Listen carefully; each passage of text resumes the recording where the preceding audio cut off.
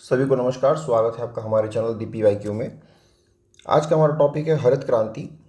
तो हरित क्रांति जो है वो 1966 और 67 में हुई थी, और जो तीसरी पंचवर्षीय योजना थी 1961 से लेकर के 1966 तक जो चली थी, इसके समाप्त होने के बाद योजना अवकाश प्रारंभ होता है, जो कि 3 वर्ष चला, 1966 से लेकर के 1969 तक।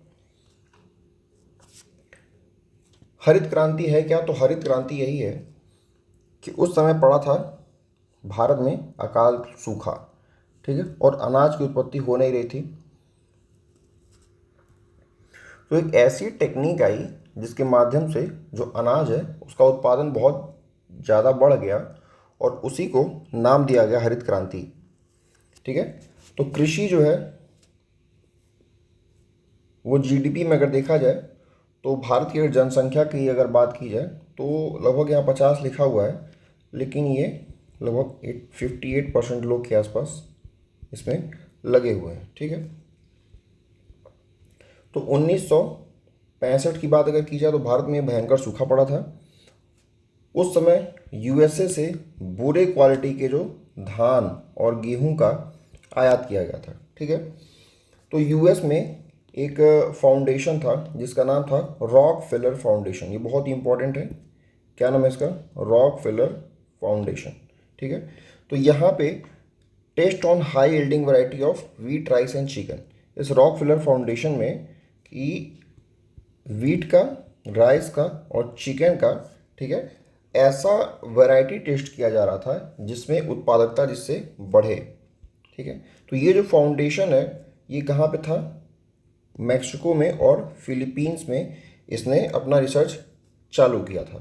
US आर्मी के एक कृषि वैज्ञानिक थे जिनका नाम था सिसिल सेलमेन। ये नाम बहुत इंपॉर्टेंट है, इसको नाम में आप याद रखिएगा, सिसिल सेलमेन। तो इन्होंने ये कहा कि हमको अगर USA का मतलब अमेरिका का अगर विकास करना है तो विकास के लिए हमको कृषि का वृद्धि है, मतलब कृषि में हमको विकास करना पड़ेगा, तो ही हमारे देश का विकास हो पाएगा। तो सिसिल सेलमेन ने बड़े आकार का एक गेहूं बनाया, और इस गेहूं को बना करके उन्होंने रिसर्च के लिए अमेरिका भेजा।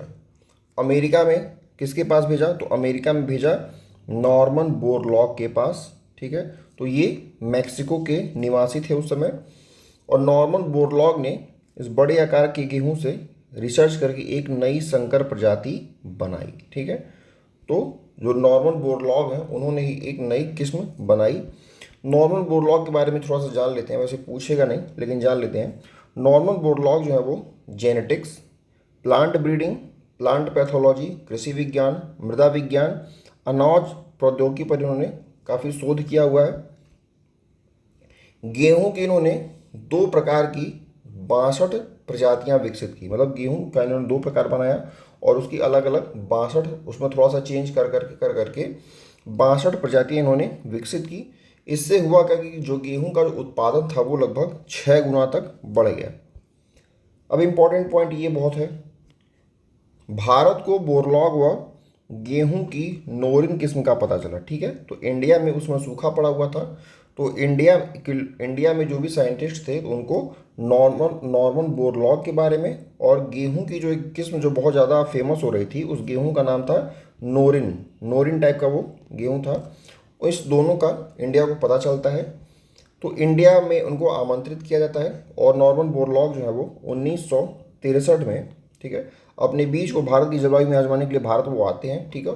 और जब आते हैं यहाँ पे तो इनकी यहाँ पे मुलाकात किससे होती है? तो MS स्वामीनाथन से, जो भारत में हरित क्रांति के जनक माने जाते हैं, ठीक है। पूसा जो कृषि शोध संस्थान है जो बिहार में था उस समय, ठीक है, अब ये दिल्ली में है। तो यहीं पे जो उन्नत किस्म की फसलों का विकास जो है वो शुरू होता है, मतलब यहीं पे रिसर्च चालू होती है। नॉर्मन बोरलॉग और MS स्वामीनाथन मिलके रिसर्च करते हैं यहाँ के कि जलवायु के हिसाब से कि ये जो वैरायटी है, जैसे चूंकि वैरायटी तो उनके पास बहुत ज़्यादा थी, तो कौन सी वैरायटी जो है वो यहाँ पे अच्छे से ज़्यादा प्रोडक्शन दे पाएगी। उस समय 1965 में जो भारत के जो कृषि मंत्री थे उनका नाम था C सुब्रमण्यम, ठीक है, ये नाम आप याद रखेंगे, इंपॉर्टेंट है। तो श्री सुब्रमण्यम जो थे तो मैक्सिको की एक नई किस्म का ये बीज आयात करते हैं, कितना, 18,000 टन। ठीक है, भारत में बीज आयात होता है चूँकि 1965 में ही सूखा पड़ा था। ठीक है, सूखा पड़ा हुआ था, तो लाल बहादुर शास्त्री तो उसमें प्रधानमंत्री थे 1965 में, तो उन्होंने कहा था कि इसको समय की मांग बताया था। ठीक है, ये लाइन आप याद रखेंगे, लाल बहादुर शास्त्री ने क्या कहा था, इसको समय की मांग कहा था। अब इसका रिजल्ट क्या होता है कि भारत जो है वो ज़रूरत से ज़्यादा अनाज पैदा करने लगता है, और इसको एक पायलट प्रोजेक्ट के रूप में 7 जिलों में इसको शुरू किया गया था, और इसको गहन कृषि कार्यक्रम कहा गया, गहन कृषि कार्यक्रम। ठीक है, तो 1968 में, जब 1966-67 में जब ये एक्सपेरिमेंट पूरा होता है भारत में, तो 1968 में रिकॉर्ड 170 लाख टन गेहूं का उत्पादन होता है। ठीक है, तो ये जो डेटा है ना 170 लाख टन, आपको ये याद रखना है। ठीक है, और उसके पहले अगर भारत में कभी भी अगर देखा जाए तो जो मैक्सिमम प्रोडक्शन जो हुआ था वो कितना हुआ था, 120 लाख टन का हुआ था। ठीक है, तो यहाँ से अगर देखा जाए तो काफ़ी बड़ी वृद्धि हम लोग वहाँ पे भारत के लोगों को देखने को मिली। तो इसी चीज़ को इंदिरा गांधी जी के द्वारा, ठीक है, जुलाई 1968 में गेहूं क्रांति का नाम दिया गया। क्या कहा गया, इसको गेहूं क्रांति का नाम दिया गया। 1947 तक अगर देखा जाए, 1947 में जब नेहरू जी थे हमारे यहाँ पीएम, तो किसानों के पास पूंजी भी नहीं थी, और उनके पास ज़मीन तो थी लेकिन उनके पास कोई तकनीक नहीं थी, ना तो जोतने के लिए बढ़िया क्वालिटी के हल थे। ठीक है, ना ही ट्रैक्टर टाली हुआ करता था, कुछ भी नहीं था, केवल बैल से और उससे खेती होती थी। तो ये चीज़ अगर देखा जाए तो संस्थागत विकास नहीं था हमारे यहाँ, तो उस पर थोड़ा सा बल दिया गया, तकनीक भी नहीं थी। जो बोरलॉग थे, तो मैक्सिको का जो अनुसंधान था वहाँ पे, तो वहाँ पे वो क्या क्या रिसर्च करते थे, तो गेहूं पे रिसर्च किया उन्होंने, चावल पे किया, ज्वार, मक्का, बाजरा। ठीक है, नॉर्मन बोरलॉग ने इतनी चीज़ों पर रिसर्च किया था। यूएस में एक व्यक्ति है जिनका नाम है विलियम गॉड, ये बहुत इंपॉर्टेंट है, विलियम गॉड। विलियम गॉड ने ये जो हरित क्रांति शब्द है, ये विलियम गॉड के द्वारा दिया हुआ है, हरित क्रांति वर्ड। अब इम्पॉर्टेंट देखिए क्या क्या है इसमें, जो यहाँ से हम लोग पढ़ेंगे, ये बहुत इंपॉर्टेंट हमारे एग्जाम के लिए। हरित क्रांति का जो चरण है वो टोटल 3 चरण में इसको बांटा गया है। ठीक है, जो पहला चरण है वो 1966-67 से लेकर के 1973 तक का है, और इसको 3 क्षेत्रों में लागू किया गया था। कहाँ पे, तो हरियाणा में, पंजाब में, और पश्चिमी उत्तर प्रदेश, मतलब जो वेस्ट यूपी वाला हिस्सा है, उधर मेरठ वाला हिस्सा, इधर इस साइड। तो यहाँ पे मुख्यतः जो बीज लगाए गए थे उत्पादन के लिए वो गेहूं के थे। ठीक है, और यहाँ पे गेहूं का उत्पादन जो है वो सबसे ज़्यादा हुआ था। ठीक है, तो गेहूं का उत्पादन यहाँ पे सबसे ज़्यादा हुआ। उसके बाद चावल में सबसे ज़्यादा जो है बढ़ोतरी हम लोग को देखने को मिली, और इसमें भी सबसे ज़्यादा जो प्रोडक्शन होता है उन तीनों में पंजाब में सबसे ज़्यादा प्रोडक्शन होता है, क्योंकि पंजाब में देखिए नहरें हैं, पर्याप्त पानी मिलता रहता है, तो ग्रोथ जो है वो अच्छी होती है। दूसरा जो चरण था हरित क्रांति का, वो था 1973 से लेकर 83 तक, और जो तीसरा है वो 83 से 95 तक। तो आप यहाँ पे ऐसे सन देख सकते हैं, देखिए 1966-67 से लेकर के 73, फिर 73 से 83, 83 से फिर 95।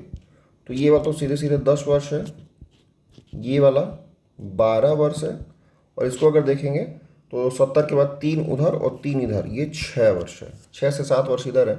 तो 66-67 से 73, 73 से 83, और फिर 83 से 95, तो 6 वर्ष, 10 वर्ष और 12-12 वर्ष का यहाँ पे अंतर है। जो दूसरा चरण रहा है इसका, इसमें चावल की प्रोडक्शन जो है वो ज़्यादा हुई है, और फिर दलहन की प्रोडक्शन ज़्यादा हुई है।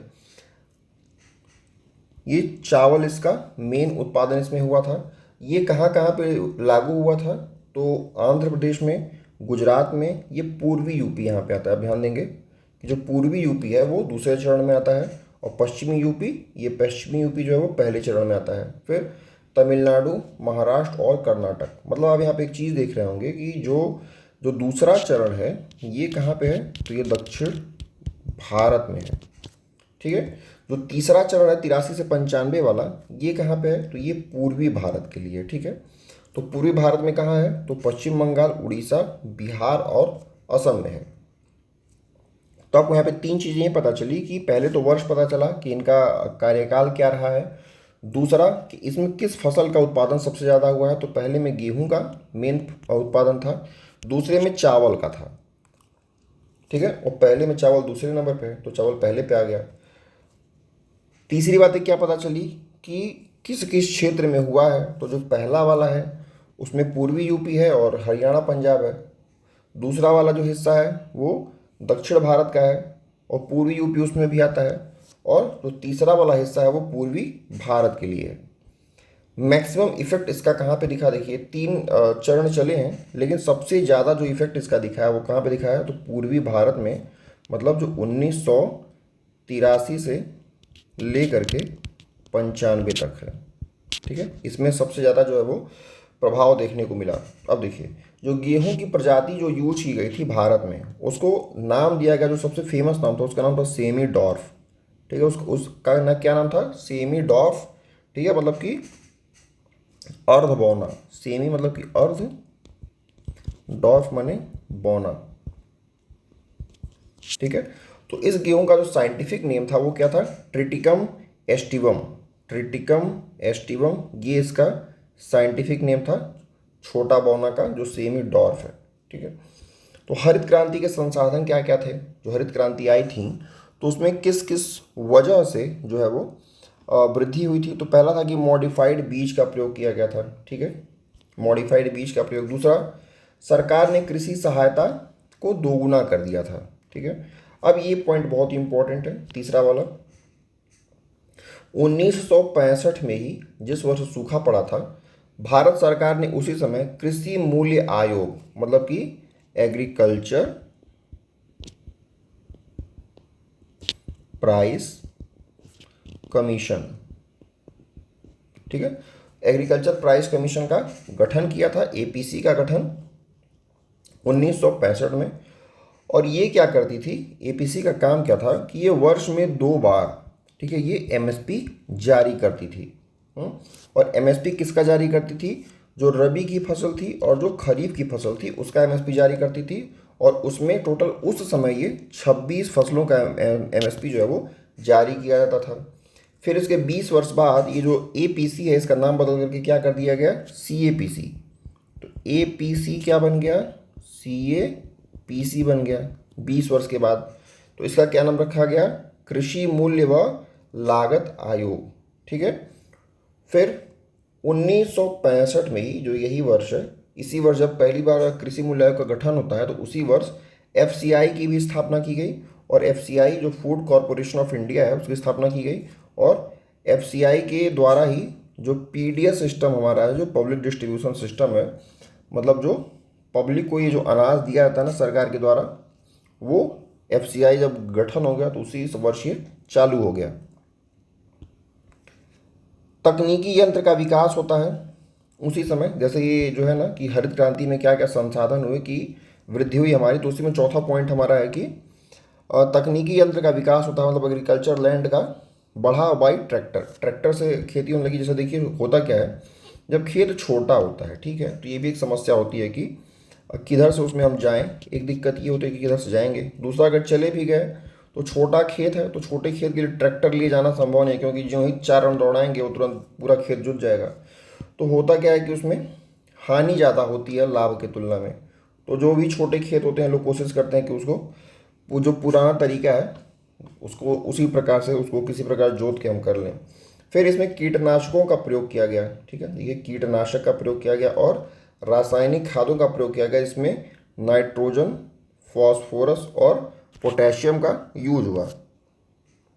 तो इसमें हमारी इम्पोर्टेंट बात क्या थी कि हरित क्रांति क्यों हुई, मतलब उसको सफल बनाने में किन किन चीज़ों का मतलब सहयोग है। तो मॉडिफाइड बीज पहली बात, दूसरी बात कि सरकार ने कृषि की सहायता दी, कृषि की सहायता में कृषि मूल्य आयोग का गठन होता है, फिर एफसीआई का गठन होता है, और फिर उसी का नाम बदल के सीएपीसी कर दिया था 1985 में। फिर सरकार ने जो एग्रीकल्चर लैंड थी, भाई जिधर मान लीजिए कोई व्यक्ति है, उसकी लैंड अगर 3 जगह पे है तो उसको जोड़ करके चकबंदी करके उसको एक ही जगह पे कर दी, ठीक है। तो जब बड़ा खेत रहता है तो थोड़ा सा प्रोडक्शन बढ़ भी जाता है। फिर कीटनाशकों का प्रयोग होने लगा, रासायनिक खादों का प्रयोग होने लगा, तो यही सब है। फिर आते हैं नॉर्मन बोरलॉग जो है, इनको 1970 में, देखिए बहुत इंपॉर्टेंट है ये, 1966 67 में ये प्रयोग होता है और 1970 में इनको क्या मिलता है, नोबेल पुरस्कार मिलता है शांति के लिए। ठीक है, किसके लिए मिलता है इनको, शांति के लिए नोबेल पुरस्कार मिलता है। दोहरी फसल प्रणाली का इन्होंने यूज किया था भारत में। दोहरी फसल प्रणाली मतलब कि जैसे एक वर्ष का समय होता है, आपका खेत इतना ही है, ठीक है, तो आप क्या करेंगे कि 6 महीने आप क्या करेंगे कि आप गेहूं बोएंगे, फिर आप 6 महीने चावल बोएंगे, हो सकता है उसी में बीच बीच में आप ज्वार मक्का बाजरा भी बोल दो, मतलब कि दलहनी फसलों को भी अगर आप बो देते हैं तो उससे क्या होता है कि मिट्टी जो होती है उसमें नाइट्रोजन उपस्थित हो जाता है। ठीक है, तो मिट्टी का स्वास्थ्य अच्छा रहता है। तो इसीलिए दोहरी फसल प्रणाली का भी यूज किया गया। पहले क्या होता था, पहले केवल गेहूं गेहूं गेहूं गेहूं गेहूं, चाहे चावल चावल चावल चावल चावल, बस। तो उससे मिट्टी क्या होती है, मिट्टी की उर्वरा उससे खत्म हो जाती है। तो ये जो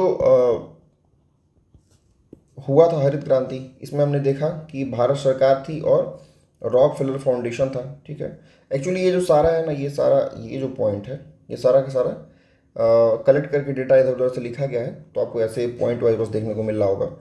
हरित क्रांति के फलस्वरूप होता क्या है, देखिए ये लाइन जो है ना, ये वाला, ये बहुत ही इंपॉर्टेंट है। हरित क्रांति जब हो जाती है उसके फलस्वरूप हमको फाइनल रिजल्ट एक्चुअली मिलता क्या है, तो मिलता यही है कि जो मोटे अनाज थे और दलहन थे, पहले जब, चूंकि देखिए जब भी पानी कम होता है ना तो वहाँ पे दलहन ज़्यादा होती है। ठीक है, जैसे कि आप राजस्थान साइड चले जाइए तो वहाँ पे दाल पर्याप्त होती है और मोटे अनाज वहाँ पे होते हैं। और चावल जो था, चावल में केवल आंशिक बढ़ोतरी होती है। ठीक है, ऐसा भी नहीं कि चावलों में बहुत ज़्यादा बढ़ोतरी हो गई, तो चावल में आंशिक बढ़ोतरी हुई और जो मोटे अनाज और दलहन थे उसमें अंश में उनका कम हो गया। सबसे पहले, ये भी इंपॉर्टेंट क्वेश्चन पूछा हुआ है कई बार, जो आरंभिक साइट रही है कि सबसे पहले जब हरित क्रांति प्रारंभ हुई, जब उन्होंने रिसर्च करना चालू किया, तो सबसे पहले उन्होंने कहाँ पे रिसर्च किया, तो हमने ये देखा था कि जो 1966 67 से लेकर के जो 73 वाला समय था, जो पहला वाला टाइम था, उसमें 3 जगह लिया गया था। कौन कौन सा था, पश्चिम बंगाल, हरियाणा और, मतलब पश्चिम बंगाल नहीं, पंजाब, हरियाणा और जो वेस्ट यूपी है, पश्चिमी यूपी। तो उसमें पंजाब में सबसे पहले बुआई की गई थी, उसके बाद हरियाणा में और उसके बाद पश्चिमी यूपी में। तो आपको ये क्रम याद रखना है। इस क्रांति का जो अन्य नाम है, ये बहुत इंपॉर्टेंट है, इसको बीज क्रांति कहा गया। बीज की क्रांति क्योंकि इसमें बीज अलग क्वालिटी के लिए आए गए थे। उर्वरक क्रांति कहा गया क्योंकि इसमें रासायनिक उर्वरकों का यूज हुआ था, और इसको सिंचाई क्रांति भी कहा गया। ठीक है, गेहूं का कुछ अलग अलग वो है, क्या कहते हैं, वैरायटी है, जिसका नाम बहुत इंपॉर्टेंट है, पूछा जाता है। तो गेहूं की वैरायटी है इसमें लार्मा रोजा, फिर सोनारा 64, कल्पना और RB 18, ये बहुत इंपॉर्टेंट नाम है चारों। और धान में ऐसे ही TN1, TR8, TN3 और ADT 17। ठीक है, तो 1966 में, ठीक है, जो बीज यूज किया गया था उसको क्या कहा गया, उसको कहा गया हाई ईल्ड वैरायटी मिशन। ठीक है, इस मिशन को क्या कहा गया, हाई ईल्ड वैरायटी मिशन, मतलब कि हाई ईल्ड मतलब कि ज़्यादा उत्पादकता देने वाला, और वैरायटी मिशन इसको कहा गया, मतलब कि HYVM। ठीक है, आपको याद रखना है। ये करंट का थोड़ा सा डेटा था उस समय का।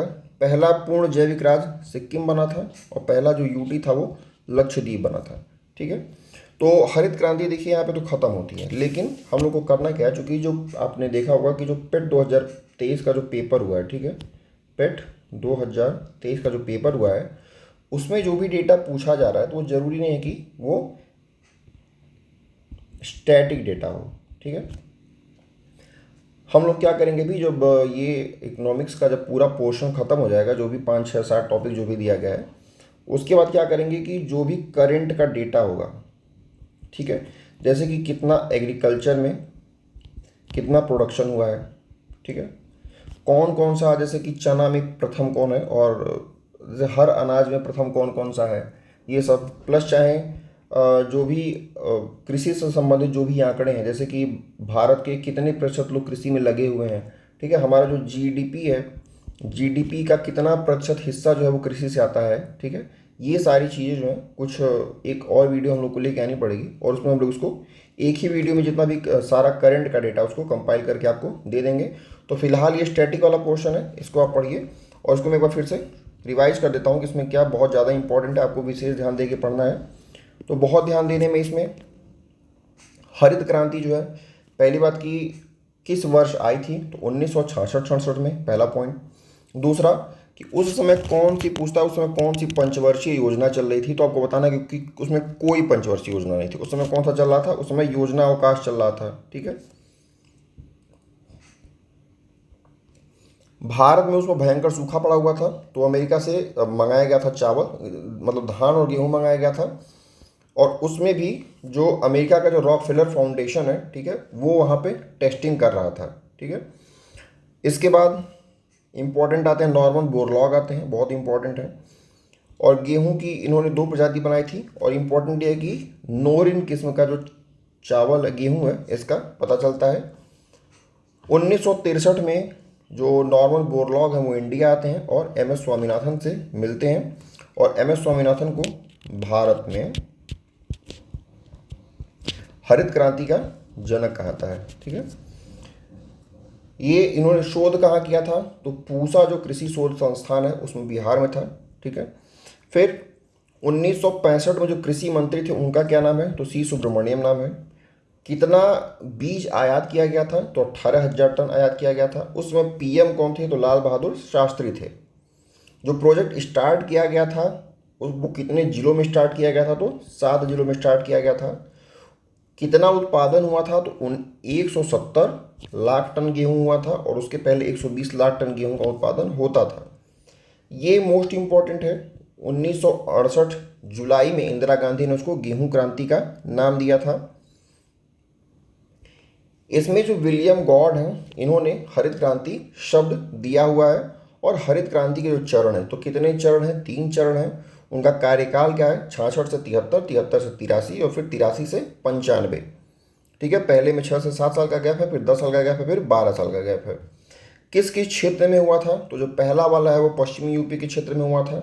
जो दूसरा वाला है, ठीक है, वो दक्षिण भारत में हुआ था और जो तीसरा वाला है वो पूर्वी भारत में हुआ था। सबसे सफल कहाँ पे ये साबित हुआ था हरित क्रांति का प्रयोग, तो वो पूर्वी भारत में हुआ था। गेहूं की जो प्रजाति थी वो, ठीक है, वो कौन सी प्रजाति थी, तो उसको सेमी डॉर्फ कहा गया, मतलब अर्थवोना। साइंटिफिक नाम उसका क्या था, ट्रिटिकम एस्टिवियम था। हरित क्रांति के संसाधन में अगर देखा जाए तो मॉडिफाइड बीज का प्रयोग हुआ है, कृषि में सहायता सरकार ने किया हुआ है, कीटनाशक का प्रयोग हुआ है, रासायनिक खाद का प्रयोग हुआ है और तकनीकी थोड़ा सा विकास भी हुआ है। और उसी में हम लोग को 1965 में एपीसी का गठन, 1965 में ही एफसीआई का गठन और 1985 में एपीसी बदल करके सीएपीसी हो जाती है। एपीसी क्या करती है, एपीसी एमएसपी तय करती है वर्ष में 2 बार, रबी और खरीफ फसलों का, उस समय 26 फसलों का देती थी। नॉर्मन बोरलॉग को 1970 में नोबेल पुरस्कार मिला हुआ है। उसके बाद हरित क्रांति के फलस्वरूप क्या प्रभाव पड़ा, तो मोटे अनाज और दलहन जो है उसकी कमी हो गई और जो चावल थी उसमें आंशिक बढ़ोतरी हुई, न कि बहुत ज़्यादा कोई बढ़ोतरी हुई। आरंभिक साइट के रूप में अगर देखा जाए तो पंजाब आता है, फिर हरियाणा आता है, फिर पश्चिमी यूपी आता है। इस क्रांति का अन्य नाम क्या है, तो बीज क्रांति है, उर्वरक क्रांति और सिंचाई क्रांति है। उसके बाद 1966 में ही ये जो मिशन स्टार्ट हुआ था इसको HYVM मिशन कहा गया, मतलब हाई यील्ड वैरायटी मिशन कहा गया। पहला जो पूर्ण जैविक राज्य है वो सिक्किम है और पहला जो यूटी है वो लक्षद्वीप है। और इसमें से लार्मा रोजा सोनारा 64 ये मोस्ट इंपॉर्टेंट में आता है और कल्पना भी। ठीक है, और इसमें आप TN1 और TN3 बहुत ही इंपॉर्टेंट है। ठीक है, तो ये कुछ पॉइंट था, ये कुछ बहुत कठिन नहीं याद करना। तो ठीक है, मिलता है अगले वीडियो में। बहुत बहुत धन्यवाद।